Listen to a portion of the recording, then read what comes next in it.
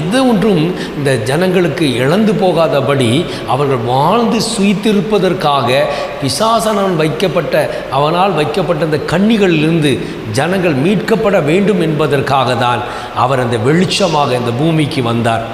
அந்த ஒளியானது நம் மீது வீசப்பட வேண்டும். அப்போ அனுதினமும் அவருடைய அக்னி மதிலுக்குள்ளாக நாம் பாதுகாப்பாக இருக்க வேண்டுமானால் அவருடைய சமூகத்திலே நாம் காத்திருக்க வேண்டும், ஜெபிக்க வேண்டும். அப்போது நாம் அப்படி இருக்கும் பொழுது அவருடைய கண் மணியைப் போல நம்மை பாதுகாப்பார். யார் இப்படி ஒரு தெய்வம் உண்டா அந்த பூமியில்? நம்மை பாதுகாக்க, நம்மை வழிநடத்த, இல்லை நல்ல வாக்குத்தத்தங்களை குறித்து உயிரடையும்படி செய்கிறவர். இன்னைக்கு அந்த வாக்கு தத்துவத்தை பிடித்து கொண்டு ஜெபித்தோமானால் நிச்சயமாக நம் வாழ்க்கையில் இருக்கிற இருள் நீங்கி வெளிச்சம் உண்டாகிவிடும். முதல்ல நாம் விடுவிக்கப்பட வேண்டும்.